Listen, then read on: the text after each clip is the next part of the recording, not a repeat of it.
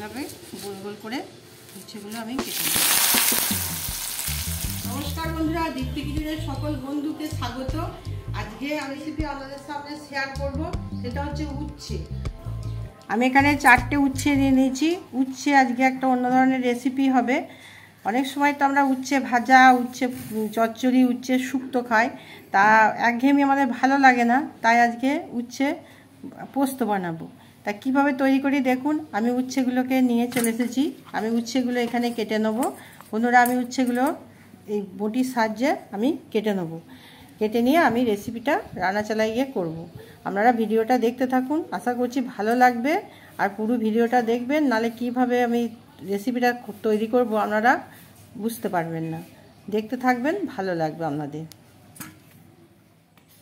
দিয়ে উচ্ছেগুলো আমি কেটে নিচ্ছি। এইভাবে গোল গোল করে উচ্ছেগুলো আমি কেটে নিচ্ছি। এইভাবে গোল গোল করে কেটে নিচ্ছি। বটি দিয়ে কাটলে ভালো কাটা যায়। আমরা বেশিরভাগ বটি ব্যবহার করি। আর উচ্ছে খুবই শরীরের পক্ষে উপকার। তবে যে পোস্তটা করব যে তেঁতো হবে তা নয়, খেতে ভালোই লাগবে।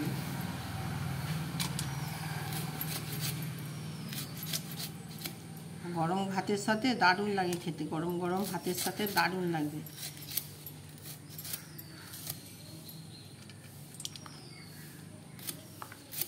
এইভাবে সব উচ্ছেগুলোই আমি এরকম করে চাকা চাকা করে এইভাবে আমি কেটে নিচ্ছি।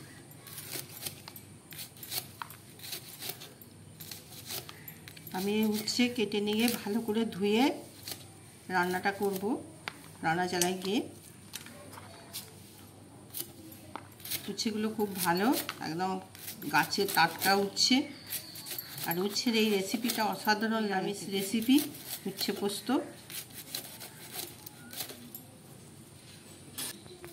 উচ্ছেগুলো এভাবে কেটে নিয়েছি।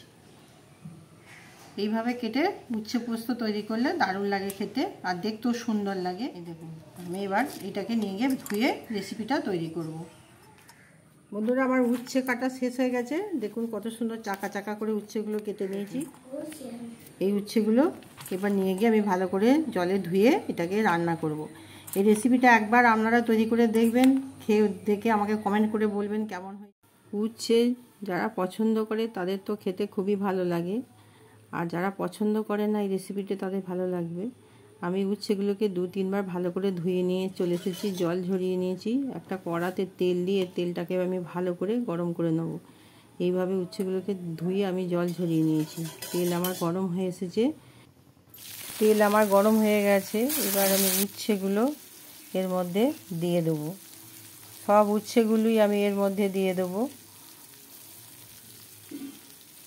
ভালো করে উচ্ছেগুলো আমি নেড়ে নেড়ে ভেজে নেব। এবার আমি এতে সামান্য একটু হলুদ দেবো।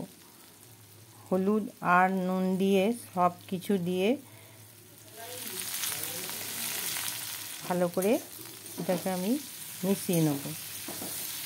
কিছুক্ষণ ধরে রান্না করে নেব, নেড়ে চেড়ে মাঝারি আঁচে ভেজে নিতে হবে। বেশি মুচমুচে করে ভাজলে হবে না। এক পিঠ আমি উল্টে দিয়েছি,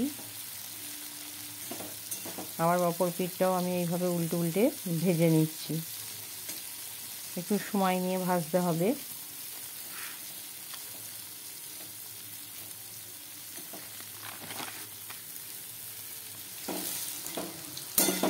আমি আবার উল্টে দিচ্ছি।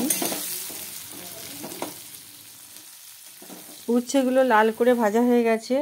আর আমি একটা মিক্সিতে পোস্ত আর 5টা কাঁচা লঙ্কা পেস্ট করে নিয়েছি। উচ্ছেগুলো একটা থালার মধ্যে আমি তুলে নিচ্ছি। এবার একটা কড়া আমি চাপিয়ে দিলাম, এর মধ্যে সর্ষের তেল, কালো জিরে, কাঁচা লঙ্কা 2-3টে দিয়ে ভালো করে আমি নেড়ে ভাজা উচ্ছেগুলো আমি এর মধ্যে দিয়ে দিলাম। আমি ভালো করে নেড়ে নিলাম। এবার এর মধ্যে আমি পেস্ট করা পোস্ত আমি এর মধ্যে দিয়ে দিলাম।